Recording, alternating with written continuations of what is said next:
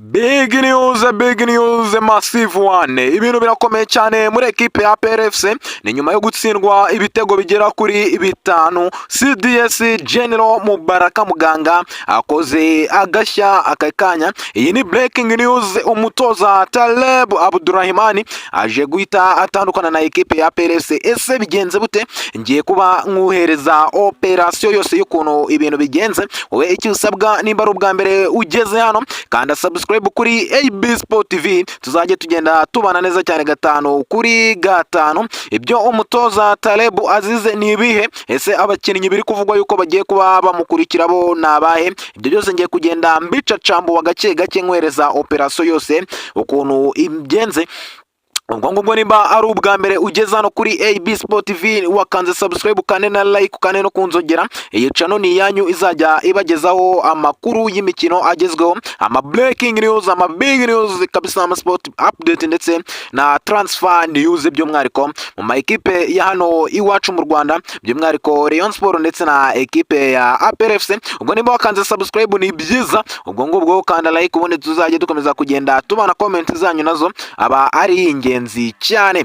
Kuri uyu mugoroba ni nyuma yuko bitegura gukina na ekipe ya Vipers yo mu gihugu cya Uganda, nibwo hasesekaye inkuru ikomeye cyane iri kuvugwa yuko umutoza Taleb Abdurrahimani, uyu munyamaroke utoza ekipe ya APRFC, uyu musaza w'imyaka 62 ayumvikanye n'ubuyobozi bwa ekipe ya APRFC yuko bagomba gutandukana mu maguru mashya mbere yo gukina na ekipe ya Vipers, dore yuko bari barumvikanye yuko uno mutoza Taleb mu gihe atatwara Sekafa Kagame Cup agomba kuza kuba atandukana na ino ekipe yambara ubururu n'umweru, abantu benshi bita iyi ekipe yambara umukara n'umweru, abantu benshi bita Gitinyiro cyangwa se Nyamukandagira, iyi ekipe ya APR Football Club. Ubwo ngubwo uyu mutoza Taleb ari kuzira ibitego bitanu amaze gutsindwa na ekipe ya Gor Mahia ku munsi wo kwa gatanu ubwo Sekafa Kagame Cup yatangiraga, akazira kandi kuba atarabashije kwitwara neza ku mukino yakinaga na Garde Republicaine de Djibouti,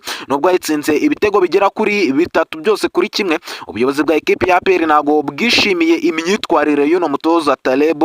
Ubwo ngubwo bikaba biri kuvugwa yuko ntabwo ari guhabwa amahirwe yo kuba yakwitwara neza ku mukino wo ku munsi w'ejo bafitanye na ekipe ya Vipers cyangwa kuri uno munsi bitewe n'igihe uri kubonera kino kiganiro.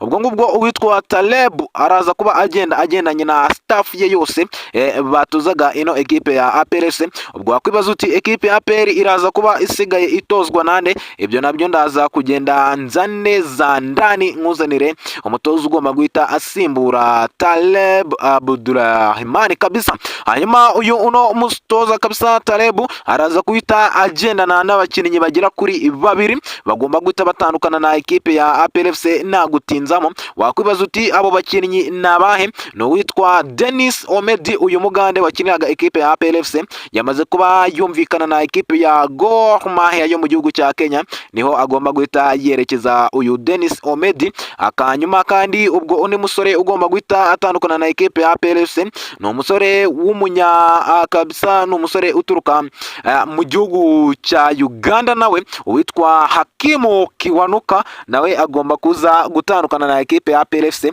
Ibi bisobanura yuko ekipe ya APR iraza kuba isigaranye umukinnyi umwe w'umugande wenyine, ari we Sekiganda Leonard ukina nka nimero 6 muri no ekipe ya APRFC. Ubwo nimba wakanze subscribe hano kuri AB Sport TV ndagushimiye cyane, ukande like ndetse ujye unasharinga kugira ngo dukomeze kugenda tubana muri breaking news nk'izi, ubundi tuzajye dukomeza kugenda tubana gatanu kuri gatanu.